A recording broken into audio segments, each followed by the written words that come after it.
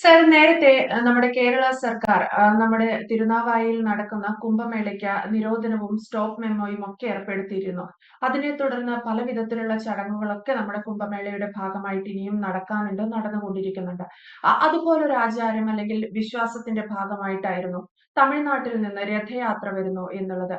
ആ രഥയാത്രയ്ക്ക് ഏർപ്പെടുത്തിയ നിരോധനം എന്തുകൊണ്ടായിരിക്കാം കേരള സർക്കാരിന് പിന്നാലെ തമിഴ്നാട് സർക്കാരും ഈ രീതിയിൽ നമ്മുടെ നാട്ടിലെ ഈ കുംഭമേളയോട് പെരുമാറുന്നത്, ഇത്തരത്തിൽ ഒരു നിരോധനം ഏർപ്പെടുത്തുന്നത്?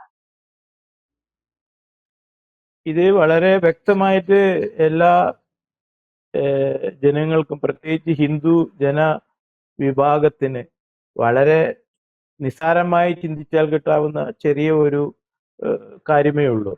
കാരണം ഓർമ്മയുണ്ടല്ലോ, പണ്ട് ശ്രീരാമക്ഷേത്രം അയോധ്യയിൽ പണിയുന്നതിന്റെ ഭാഗമായിട്ട് ഒരു രഥയാത്ര ഉണ്ടായി. അന്ന് ആ രഥയാത്ര തുടങ്ങുമ്പോൾ ഇവിടെ ഭരിച്ചിരുന്ന കേന്ദ്ര ഗവൺമെന്റോ അല്ലെങ്കിൽ ഇവിടെയുള്ള ഒരു സംസ്ഥാന ഗവൺമെന്റോ യാതൊരു വിധത്തിലുള്ള ടെൻഷനോ ഒന്നും തന്നെ അവർക്ക് അന്ന് ഉണ്ടായിരുന്നില്ല. പക്ഷേ ഇന്ന് അതല്ല അവസ്ഥ. കാരണം അന്ന് അവരാരും ഉറക്കം ഉറങ്ങാതിരുന്നിട്ടില്ല ആ രഥയാത്രയില്. ഇതിന്റെ ബലം പിന്നീട് നമ്മൾ എല്ലാവരും കണ്ടു, അവരും അനുഭവിച്ചു. അത് അവരെ ഞെട്ടിക്കുന്ന ഒരു സംഭവമായ കാരണമാണ് ഇപ്പോൾ ഇത്തരത്തിലുള്ള രഥയാത്രകൾ വരുമ്പോൾ, പ്രത്യേകിച്ച് കേരളത്തിലും തമിഴ്നാട്ടിലും ഇത് അവർക്ക് വല്ലാതെ ഉറക്കം കെടുത്തുന്ന ഒരു സംഭവം തന്നെയാണ്. അതിന്റെ ആദ്യ ഭാഗമാണ് കേരളത്തിൽ നമ്മൾ കണ്ടത്. അത് ഒരുവിധം സോൾവ് ആയി. ഇതിന്റെ ആചാരത്തിന്റെ ഒരു ഭാഗമായി, കാരണം ഈ കുംഭമേളയുടെ ഒരു പ്രധാന ഭാഗമാണ് ഭാരതപ്പുഴ. അതായത് 209 കിലോമീറ്ററോളം നീളത്തിൽ ത്രിമൂർത്തി ആനക്കട്ടിയിലെ ത്രിമൂർത്തി സംഗമത്തിൽ നിന്ന് തുടങ്ങുന്ന ഈ ഭാരതപ്പുഴയുടെ തുടക്കം മുതൽ അവിടെ നിന്ന് ആരംഭിക്കാൻ ഉദ്ദേശിച്ച രഥയാത്ര അവിടെ ഈ മഹാമേരു പൂജിച്ചു രഥത്തിൽ കൊണ്ടുവന്ന് അവിടെ നിന്നാണത് എല്ലാവരും കൂടി, സന്യാസിമാര് കൂടി എഴുന്നള്ളിച്ച് പഴനി, ആനക്കല്ല്, ഉദുമലൈ, മുന്നാറ്, പഴനി, കോയമ്പത്തൂർ വഴി വാളയാറ് വഴി കേരളത്തിൽ വന്ന് നാളെ തിരുനാവായയിൽ എത്താനുള്ള പരിപാടിയായിരുന്നു. പക്ഷേ ഇത് അവിടെ നിന്ന് തുടങ്ങിയപ്പോൾ തന്നെ തമിഴ്നാട് സർക്കാർ പല കാരണങ്ങൾ, അനാവശ്യമായിട്ടുള്ള കാരണങ്ങളാണ് പറഞ്ഞിരിക്കുന്നത് നിരോധന ലെറ്ററിൽ. അതായത് വ്യവസായിക ആവശ്യത്തിനുള്ള ഹൈവേ ആണിത്, വിദ്യാർത്ഥികള്, സാധാരണക്കാരെ ഇവർക്കെല്ലാം ഉപയോഗിക്കാനുള്ള റോഡാണ്.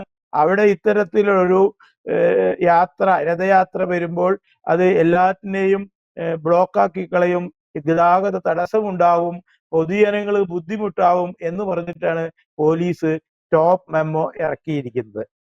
ഒരു കാര്യം നമ്മൾ ഓർക്കണം, ഇത്തരത്തിലുള്ള സ്റ്റോപ്പ് മെമ്മോ ഇറക്കുന്നവൻ ഒന്ന് ചിന്തിക്കണം. അവന്റെ പാർട്ടി തന്നെ അവിടെ ഇത്തരത്തിലുള്ള പ്രകടനങ്ങൾ ഇതേ ഹൈവേയിൽ കൂടി നടത്തുമ്പോൾ അവന് തോന്നുന്നില്ലേ ഇത്തരത്തിലുള്ള ബുദ്ധിമുട്ട് ജനങ്ങൾക്ക് ഉണ്ടാകുമെന്ന്? ഇപ്പോഴും ഈ നിരോധനം അവൻ ഇറക്കിയ സമയത്ത് തന്നെ അതേ റോട്ടിൽ പോയാൽ അവന്റെ പല്ലിളിച്ച് നിൽക്കുന്ന അവന്റെ ചിത്രങ്ങൾ തലയിൽ വിഗും വെച്ചിട്ട് തമിഴ്നാട്ടിൽ ഇങ്ങനെ പ്രദർശിപ്പിച്ച് നിർത്തിയിട്ടുണ്ടാവും, ജനങ്ങൾക്ക് ബുദ്ധിമുട്ടുണ്ടാക്കുന്ന തരത്തിൽ. അപ്പൊ അവന് ഇപ്പോ അവന്റെ പ്രശ്നം, അവനെ ഉറക്കം കെടുത്തുന്ന വേറൊന്നുമല്ല, ഈ രഥയാത്ര തമിഴ്നാട്ടിനെയും കൂടിയും ബാധിക്കും എന്ന് അവന് നന്നായിട്ട് അറിയാം. അപ്പൊ കേരളത്തിൽ ഉറക്കം കെട്ട മാതിരി അവിടെ അവനും ഉറക്കം കെട്ടു. അതാണ് അതിന്റെ സത്യം. അല്ലാതെ അവനെന്ത് വിശ്വാസം? തമിഴ്നാട്ടിൽ നിങ്ങൾക്കറിയോ, തമിഴ്നാട്ടിൽ കേരളത്തിന്റെ ഇരട്ടിയാണ് ജനസംഖ്യ. ആ തമിഴ്നാട്ടിലെ ജനസംഖ്യയിൽ 85% ഹിന്ദുക്കളാണ്. കേരളത്തിലെ മാതിരി അല്ല അവിടുത്തെ അവസ്ഥ. 85 ഹിന്ദുക്കളാണ്, ബാക്കിയാണ് മുസ്ലിംസ് ഒരു 5%, ക്രിസ്ത്യൻസ് ഒരു 6%, ബാക്കി സിഖ് പറഞ്ഞിട്ട് 0.25 എന്നൊക്കെ പറഞ്ഞിട്ട് ചെറിയ പെർസെന്റേജേ ഉള്ളൂ. അപ്പൊ ഹിന്ദു ഉണർന്നാൽ അവന്റെ ഉറക്കം പോവും. അപ്പോ ഹിന്ദു ഉണരരുത്, ഹിന്ദു സംഘടിക്കരുത്, ഹിന്ദുവിനെ തടുക്കണം, തടുത്തു വെക്കണം, അതാണ് അവന്റെ അജണ്ട.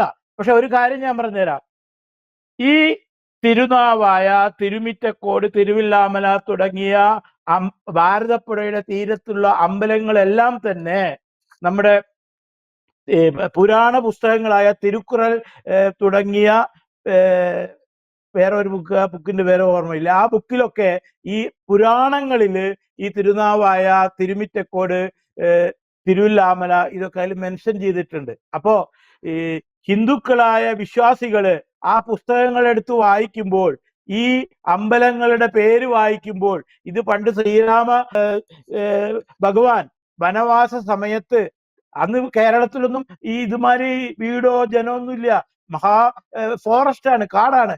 അതിലൂടെ ഒഴുകുന്ന ഗംഗയിൽ നിന്ന്, ഗംഗയിലെ തീർത്ഥങ്ങൾ ഉൾക്കൊള്ളുകൊണ്ട് ഈ ത്രിമൂർത്തിയിൽ നിന്ന് ഉത്ഭവിക്കുന്ന ഗംഗാ തീർത്ഥം എല്ലാം ഉൾപ്പെട്ട ഒരു പുഴയാണ് ഭാരതപ്പുഴ.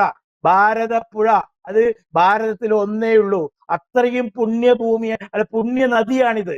ഈ പുണ്യ നദിയിൽ, ഭാരതപ്പുഴയിൽ സ്നാനം ചെയ്യുന്നത് തന്നെ അതിന്റെ പ്രധാന ചടങ്ങാണ് കുംഭമേളയിലെ. അപ്പൊ ഇത്രയും പുണ്യമായ ഒരു ഭാരതപ്പുഴയില് നമുക്ക് സ്നാനം ചെയ്യാൻ കഴിയുന്നു എന്ന് പറഞ്ഞാൽ അത് തന്നെ വലിയൊരു പുണ്യമാണ്. അപ്പൊ ഈ 3 പ്രദേശങ്ങൾ, തിരുവില്ലാമല, തിരുമിറ്റക്കോട്, തിരുനാവായ, ഇത് പുരാണ പുസ്തകങ്ങളിൽ എഴുതി വെച്ച കാരണം ഈ തമിഴ് തീർത്ഥാടകര് ബസ് ഈ ജനുവരി, ഡിസംബർ, ജനുവരി, ഫെബ്രുവരി, മാർച്ച് മാസങ്ങളില് 10ഉം 20ഉം 30ഉം ബസ്സുകളില് ഈ 3 അമ്പലങ്ങളിലും വന്ന് അവിടെ തമ്പടിച്ച് അവര് സ്വയം ഭക്ഷണം ഉണ്ടാക്കി അവിടെ താമസിച്ച് അമ്പലം ദർശിച്ച് അവര് പോവുക, സായുജ്യം അടഞ്ഞിട്ട്. അപ്പൊ ആ തമിഴന്മാരെ, ആ തമിഴരെ ഈ തമിഴ് ഭരണാധികാരിക്ക് തടുക്കാൻ പറ്റുമോ? പറ്റില്ലല്ലോ. അപ്പൊ അവിടെ ഒരു രഥയാത്ര താൽക്കാലികമായി തടുത്താലും അത് അതിന്റെ വഴിക്ക് നടക്കും, ആ രഥയാത്ര ഇങ്ങോട്ട് എത്തുകയും ചെയ്യും. പക്ഷെ അനാവശ്യമായി ഹിന്ദു ആചാരങ്ങളെ ഇത്തരത്തിൽ നിരോധനം ഏർപ്പെടുത്തിക്കൊണ്ട് തല്ലിച്ചതച്ച് ഇല്ലാതാക്കാമെന്ന് ഒരു ഭരണകൂടം ചിന്തിക്കുന്നുണ്ടെങ്കിൽ അതൊരു വിഡ്ഢിത്തമാണെന്ന് ഞാൻ ഇപ്പോൾ ഉറക്കെ പറയുകയാണ്. ഇതേ ഭരണാധികാരി തന്നെ ഒരു മാസം മുന്നേ തിരുപ്പുഴക്കുണ്ടറ മുരുക ക്ഷേത്രവുമായി ബന്ധപ്പെട്ട് മലയുടെ മുകളിൽ കാർത്തിക ദീപം തെളിയിക്കാൻ കോടതിയുടെ ഉത്തരവുണ്ടായിട്ടും തമിഴ്നാട് ഗവൺമെന്റ് അതിന് തയ്യാറായില്ല, അതിനു വേണ്ട പ്രൊട്ടക്ഷനോ ഒന്നും കൊടുത്തില്ല എന്നുള്ളത് എല്ലാവരും നമ്മൾ കണ്ടതാണ്. അപ്പൊ ഹിന്ദു ആചാരങ്ങളെ ഇത്തരത്തിൽ യാതൊരു വിലയും കൊടുക്കാതെ നിരോധിച്ചുകൊണ്ട് എത്ര കാലം ഈ കേരള സർക്കാരും തമിഴ്നാട് സർക്കാരും മുന്നോട്ട് പോകും? അതാണ് ഇവിടുത്തെ ചോദ്യം. ഇപ്പോ ഇവിടെ ഒരു കുംഭമേള കേരളത്തിൽ വന്നപ്പോൾ തമിഴ്നാട് സർക്കാരിനും കേരള സർക്കാരിനും ഉറക്കം വരുന്നില്ല. ഉറക്കം പോയി അവരുടെ. ആദ്യം കേരള സർക്കാർ നിരോധിക്കുന്നു, പിന്നീട് തമിഴ്നാട് സർക്കാർ നിരോധിക്കുന്നു. എവിടെ തൊട്ടാണ് അവർ കളിക്കുന്നതെന്ന് അവർക്ക് മനസ്സിലായിട്ടില്ല. ഇത് ഹിന്ദുവിന്റെ ആചാരത്തെ, ഹിന്ദുവിന്റെ വികാരത്തിലാണ് അവർ കയറി കളിക്കുന്നത്. എത്ര കാലം അവർ കളിക്കും? അവർക്ക് ആ കസേരയിൽ ഇരിക്കുന്ന കാലത്തോർത്ത് അല്ല ഇത് പറ്റുള്ളൂ. ഹിന്ദു ഉണരുകയാണ്, ഹിന്ദുക്കൾ എല്ലാവരും ഉണരുകയാണ്. അത് തമിഴ്നാട്ടിലുള്ളവരും കേരളത്തിലും തുടർച്ചയായി ഭരിക്കുന്നവർ ഓർത്താൽ നല്ലത്. ഇത് ഈ രഥയാത്ര നിരോധിച്ചാൽ ഒന്നും ഉണ്ടാവാൻ പോകുന്നില്ല. സന്യാസിമാരുടെ നേതൃത്വത്തിൽ ആ പൂജിച്ച രഥം ഈ പറയുന്ന വഴികളിൽ കോയമ്പത്തൂർ വഴി വാളയാറിലെത്തും. അതും രസമുണ്ട്. കോയമ്പത്തൂരിൽ വളരെ വലിയ ഒരു സ്വീകരണമാണ് ഏർപ്പാടാക്കിയിരിക്കുന്നത്. ഞാൻ മനസ്സിലാക്കുന്നത് വളരെ വലിയ തോതിൽ ആഘോഷങ്ങളും ഡെക്കറേഷനും ഒക്കെ ആക്കി റെഡിയാക്കി വെച്ചിരിക്കുകയാണ്. ഇന്നതവിടെ നടക്കേണ്ടതാ. പക്ഷെ എന്താണ് ഇപ്പൊ ഉണ്ടാവുക അറിയില്ല. കാരണം ഈ നിരോധനം കൊണ്ട് എന്താണ് ഇനി അവിടെ സംഭവിക്കുക എന്ന് നമുക്ക് വരും മണിക്കൂറുകളിൽ അറിയാൻ സാധിക്കുകയുള്ളൂ. എന്തു തന്നെ ആയാലും ഈ രഥം അവിടെ നിന്ന് യാത്ര തുടർന്നുകൊണ്ട് വാളയാർ വഴി കേരളത്തിൽ വന്ന് തിരുനാവായിൽ ഇത് എത്തും എന്നതിന് യാതൊരു സംശയവും വേണ്ട. ഇവര് രാവും പകലും ഉറക്കം കെട്ടി ഇരുന്നോട്ടെ. എന്നാലും രഥയാത്ര ഈ മേളയുടെ ഭാഗമായിട്ടുള്ള ഈ രഥയാത്ര തിരുനാവായിൽ എത്തും എന്നതിന് യാതൊരു സംശയവും വേണ്ട. സാർ, ഇത്തരത്തിൽ വളരെയേറെ പ്രശ്നങ്ങളുണ്ട്. ഇതിന്റെയൊക്കെ ഇടയിൽ, അല്ലെങ്കിൽ നമ്മുടെ ഭാരത സംസ്കാരവുമായി ഒക്കെ ബന്ധപ്പെട്ട് കുംഭമേളയ്ക്കുള്ള ഒരു പ്രാധാന്യം എന്താണ്? ഈ കുംഭമേള എന്ന് പറഞ്ഞു കഴിഞ്ഞാൽ നമ്മൾ എല്ലാവർക്കും പുരാണം നോക്കിയാൽ വളരെയധികം മനസ്സിലാകാവുന്ന ഒരു കാര്യമാണ്.